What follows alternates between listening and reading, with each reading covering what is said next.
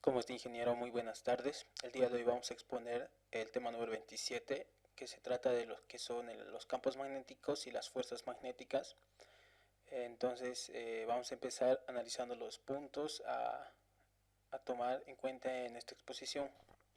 Entonces, los puntos que vamos a tomar en cuenta para este tema va a ser el 27.1, 27.2 y el 27.3, la cual es magnetismo, campo magnético, líneas de campo magnético y el flujo magnético. Entonces empezamos con lo que es el primer punto, magnetismo. Entonces nosotros aquí llamamos magnetismo. Primeramente, esto se observó por primera vez hace 2500 años eh, con unos fragmentos minerales de hierro magnetizados cerca de la antigua ciudad de Magnesia, lo cual en estos tiempos estos se conocían como imanes. Ahora, más o menos decir que la aguja de una brújula ordinaria no es más que un trozo de este mismo mineral, ¿no? De un hierro magnetizado. Ahora, si un imán pertenece en forma de barra o imán de barra, tiene libertad para girar uno de sus extremos, señalar al norte. Entonces, como vemos, ¿no? De la brújula, siempre la flechita eh, marca al norte. Esto se debe al campo magnético que genera la Tierra. Entonces, por eso es que una brújula marca ese norte. Ahora, estos extremos de los dos lados son llamados como polo norte y polo sur. Tanto polo norte como N y el otro extremo polo sur como S. Ahora, ¿qué pasa si un objeto que contenga hierro, pero este no es magnetizado, es decir, que no tenga tendencia a señalar al norte o al sur? Este va a ser atraído por cualquiera de los polos. Entonces, supongamos que es un tornillo. Entonces, este no importa si lo ponemos del lado del polo norte o del polo sur de un imán, este va a ser atraído sin restricción alguna, entonces se va a sentir atraído por cualquiera de los polos. Ahora, también puedo decir que hasta la Tierra es un imán, ya que su polo norte geográfico está cerca del polo sur magnético, lo cual es la razón por la cual la aguja de una brújula señala al norte terrestre. Ahora, vamos a ver lo que son los polos magnéticos contra cargas eléctricas. Entonces, ¿qué podemos decir, digamos? Podemos decir que la primera evidencia de la relación que hay entre el magnetismo y las cargas de movimiento fue descubierta en 1820 por el científico danés Hans Christian Ørsted, quien encontró un alambre conductor de corriente que desviaba la aguja de una brújula, como vemos acá. Por ejemplo, aquí vemos lo que es ese alambre, que su intensidad de corriente es igual a cero, pero una vez que hay lo que es una intensidad de corriente, si se dan cuenta, la aguja tiene una desviación que depende de la dirección de la corriente. Por ejemplo, en este caso vemos acá que cuando la intensidad de corriente va hacia arriba, eh, la brújula entonces se mueve un poco más a la derecha, entonces como que no apunta tanto al polo norte, ¿no? Y el mismo caso para lo que es la dirección hacia abajo, se va al otro lado. Ahora, hay muchos que dicen que al cortar, digamos, un imán por la mitad, piensa que este se hace un polo norte y un polo sur, o sea que solo llega a tener un solo polo. Pero sin embargo, cuando uno corta un imán, este siempre va a llegar a tener su polo sur, como vemos en este caso. Entonces, este lo cortamos a la mitad y vuelve a tener polo norte y polo sur y el otro norte y sur. Ahora, hablaremos un poco más del campo magnético. Entonces, ¿qué podemos describir? Podemos describir las interacciones magnéticas de manera similar, como el campo eléctrico. Bueno, entonces sabemos que un campo magnético con una carga corriente móvil crea un campo magnético en el espacio circundante, además de su campo eléctrico. Ahora, el campo magnético ejerce una fuerza sobre cualquier otra carga o corriente en movimiento presente en el campo. Entonces, podemos decir que al igual que el campo eléctrico, el magnético es un campo vectorial, es decir, una cantidad vectorial asociada con cada punto del espacio. Bueno, en este caso vamos a usar el símbolo de B, B vectorial. En este caso lo tenemos como B, pero acá me faltó poner la flechita, pero es B vectorial. Para representar lo que llamamos nosotros el campo magnético. Ahora, las flechas sugieren la dirección del campo magnético terrestre para cualquier imán apunta hacia afuera de su polo norte y hacia dentro del polo sur.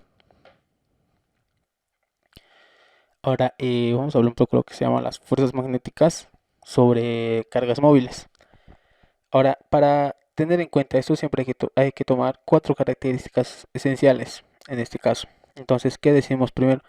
Que la primera es su magnitud, que su magnitud es proporcional a la magnitud de la carga. Entonces, la segunda estaríamos diciendo que la magnitud de la fuerza también es proporcional a la magnitud o intensidad del campo. Tercero sería que la fuerza magnética depende de la velocidad de la partícula. Y la cuarta característica, decimos que la fuerza magnética no tiene la misma dirección que el campo magnético, sino que siempre es perpendicular tanto como a la velocidad. Entonces, ¿a qué nos referimos con este último? Que cuando tenemos la velocidad y el campo eléctrico, la fuerza siempre tiene que ir en forma perpendicular a estos dos. Entonces, a eso es lo que se refiere la cuarta característica, ¿no? Ahora, sabemos que la dirección de siempre es perpendicular al plano, o sea, la dirección de la fuerza siempre es perpendicular al plano que contiene su magnitud, está dada por. Entonces acá tenemos lo que es una ecuación, que sería la carga por la velocidad perpendicular a lo que es campo magnético. En otras palabras, también podríamos decir que es que la carga por la velocidad por el campo eléctrico por el seno del ángulo que forma lo que es la velocidad y el campo eléctrico. Bueno, entonces, donde es la magnitud de la carga, F es el ángulo medido, como se dice, de la dirección como se muestra. Entonces, de la velocidad al campo eléctrico. En este caso sería 90, en este sería pi. Entonces, ese es lo que nos está hablando. Ahora también sabemos que la fuerza sobre una carga Q que se moverá con una velocidad en el campo magnético está dada tanto en magnitud como en dirección. Entonces, acá podemos notar que la fórmula magnética sobre una partícula con carga y movimiento. Entonces sería carga, velocidad, cruz, campo magnético. Entonces ahora, ¿cómo podemos definir las unidades del campo magnético? Entonces esta sería la siguiente, ¿no? Que sería un Tesla, que también sería un Newton sobre el ampere por metro, en otras palabras, ¿no? Entonces también sabemos que otra unidad del campo magnético también puede ser el Gauss, un Gauss, que también va a ser igual a 10 elevado a la menos 4 Teslas. Entonces, los instrumentos para medir campos magnéticos en ocasiones se llaman gaussímetros. Entonces, el campo magnético de la Tierra es del orden de 10 elevado a la menos 4 Teslas o bien un Gauss. Entonces, ¿qué decimos? Que en el interior de los átomos ocurren campos magnéticos del orden de 10 Teslas, los cuales son importantes en el análisis de los espectros atómicos. Entonces, el campo magnético más estable que se haya producido hasta el momento en el laboratorio es aproximadamente, como dicen, de 45 Teslas. Entonces, que vamos a pasar lo que se llama al punto 27.3, que lo llamamos por líneas de campo magnético y flujo magnético. Bueno, entonces, ¿qué definimos? Bueno, podemos decir que cualquier campo magnético se presenta usando líneas de campo magnético. Entonces, estas se dibujan de modo que la línea pasa a través de cualquier punto, sea tangente al vector del campo magnético en ese punto. Como vemos en la figura, en esta figura de aquí al lado, vemos, ¿no?, cómo pasan las líneas del campo magnético, que siempre van a ir tangentes a las líneas. Si se dan cuenta, estos vienen, uno viene recto y poco a poco van desplazándose y vuelven. Entonces hacen como un ciclo, ¿no? Van y vuelven, van y vuelven. Entonces, las figuras 27,11 y 27,13 muestran líneas de campo magnético producidas por varias fuentes comunes de campo magnético. Entonces, podemos decir que en el espacio entre los polos del imán, las líneas de campo son aproximadamente rectas y paralelas, y estas igualmente espaciadas, lo cual demuestra que el campo magnético en esta región es aproximadamente uniforme, es decir, tiene magnitud y dirección constante.